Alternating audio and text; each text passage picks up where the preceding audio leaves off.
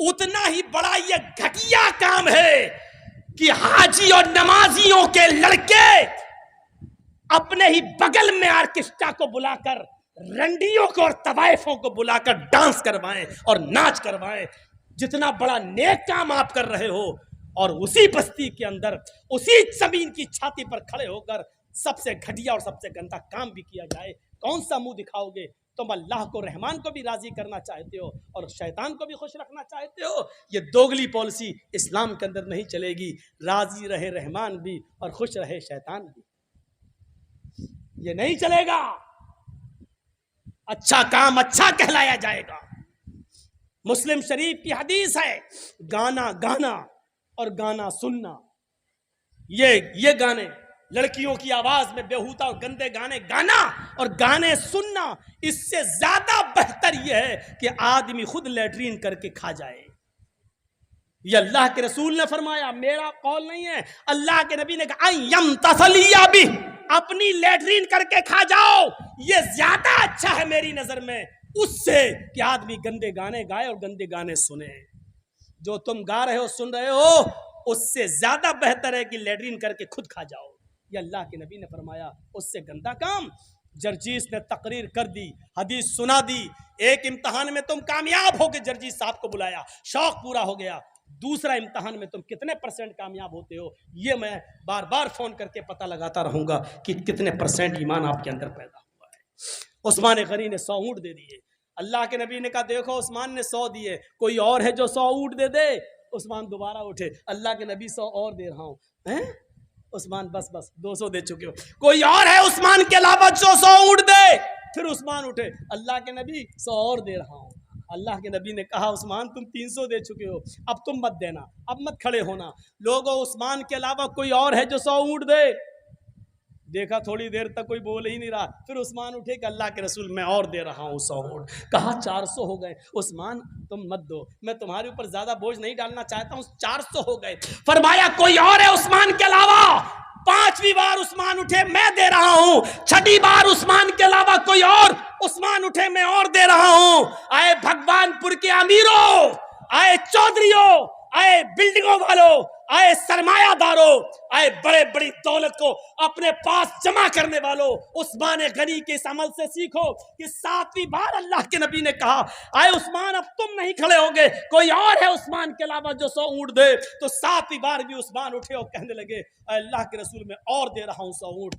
अल्लाह के रसूल कहते उस्मान अब बैठ जाओ। उस्मान बैठ गए। अब अल्लाह के नबी खड़े हो गए और क्या कहा, लोगों 700 ऊंट देकर आज उस्मान ने इतना बड़ा नेक काम किया है कि अभी अभी जिब्रील ने कहा है कि उस्मान से कह दो कि मां जर्रा उस्मान, मां जर्रा उस्मान, मां जर्रा उस्मान, मां आमिला बादल यौमी कत्तू। आज उस्मान ने इतना बड़ा नेक काम किया है, आज इतना बड़ा नेक काम किया है, आज इतना बड़ा नेक काम किया है कि उस्मान से कह दो आज के बाद वो एक भी नमाज ना पढ़े, एक भी रोजा ना रखे, एक भी अगर अमल ना करे, फिर भी अल्लाह उसको जन्नत देकर रहेगा। किस बात पर? सदका और खैरात पर। किस बात पर? मेरे भाइयों, गरीबों के लिए हमदर्दी पर। इस पर जन्नत को अल्लाह के नबी ने कहा, उस्मान आज के बाद अगर तुम एक भी नेकी नहीं करो फिर भी अल्लाह तुम्हें जन्नत देगा। आज इतना तुमने कलेजा मेरा ठंडा किया है, आज इतनी बड़ी नेकी का काम किया है। सीखो उस्मान गनी रज़ी अल्लाह तआला अन्हु से। तो मेरे प्यारे साथियों, ये मनाजिर थे जो मैंने आपके सामने रखे हैं। इन गरीब लड़कियों के बारे में सोचो, इन गरीब लड़कियों के बारे में सोचो।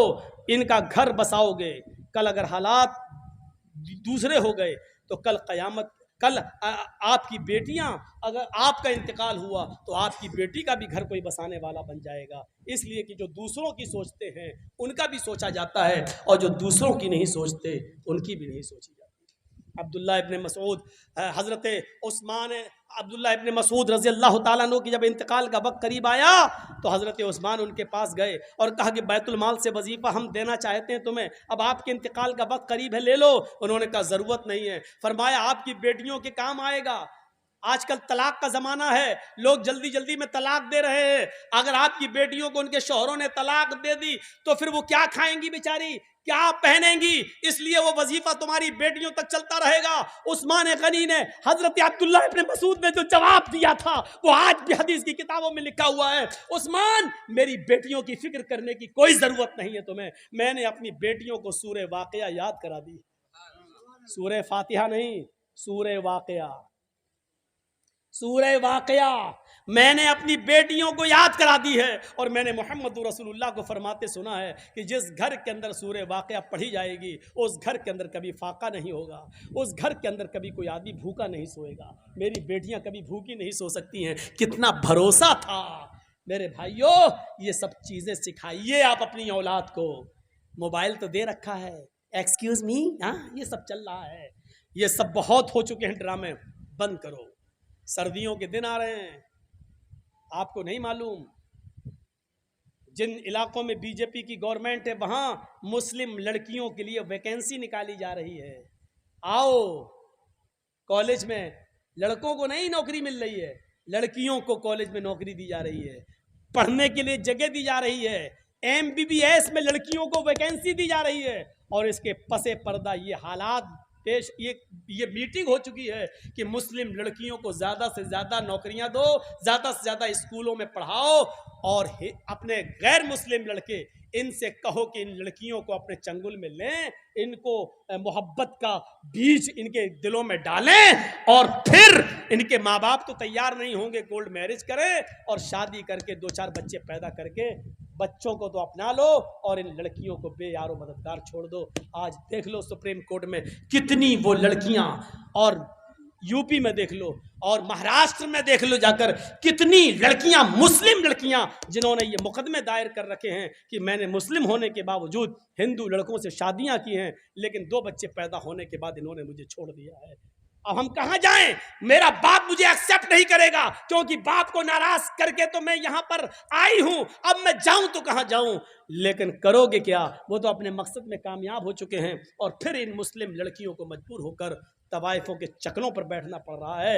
ये हालात पैदा हो चुके हैं और इसके जिम्मेदार हैं हम, क्योंकि हमने अपनी लड़कियों को मोबाइल हाथों में दे रखा है।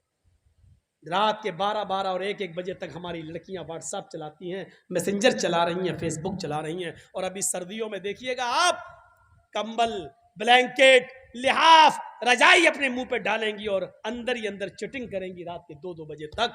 मेरे भाइयों, आप कहोगे साहब आजकल नेट पैक बड़ा महंगा आ रहा, 300, 350, 400 रुपए का। अरे वो तुम्हें थोड़ी डालना है, वो तो उसको डालना है जिससे वो बात कर रही है। आप इतना बड़ा बेवकूफ़ मत समझो मौलाना जर्जीस को। अरे मैंने तो मोबाइल नहीं दिया, तुमने मोबाइल नहीं दिया, मोबाइल भी उससे ले रही है, उससे ले रही है। लड़की के आंख से गिरने वाले आंसुओं में बड़ी ताकत होती है। ये चाहे फर्जी हो चाहे सच्चे हों, हर तरीके से ये जताते हैं कि लड़की बड़ी कमज़ोर है, लड़की बड़ी कमज़ोर है। मेरे भाइयों, अपनी बेटियों को संभालो, अपनी बेटियों को संभालो, उन पर निगरानी रखो। ये चंद बातें मैंने आपके सामने अर्ज़ की हैं। 3 बज चुका है। हम अल्लाह से दुआ करते हैं कि बारे इलाह हमारी ख़ताओं को माफ़ फरमा दे और इस्लाम के अंदर पूरा का पूरा हमें दाखिल फरमा दे, इस्लाम पर हमें चलने वाला बना दे। देखिए, शरीयत के अंदर दुआ का जो सही तरीक़ा है वो ये है कि किसी मोतबर और किसी बुज़ुर्ग आलिम से या शख्स से दुआ कराई जाए, क्योंकि उसके अंदर तकवा होता है और बुज़ुर्गी होती है उसकी दुआ। मैं शरीयत का मसला बता रहा हूँ, आप करें, आप दुआ करा दीजिए। शरीयत से बड़े हम और आप नहीं हैं, तो मैं आपको शरीयत का मसला बता रहा हूँ। तो मेरे भाइयों, एक बुज़ुर्ग से दुआ कराई जाए तो ज़्यादा बेहतर है। हम भी चाहते हैं कि हम उसकी दुआ पर आमीन कहें। दुआ मुख्तसर होनी चाहिए, लंबी नहीं, क्योंकि लंबी दुआ अकेले में मांगी जाए।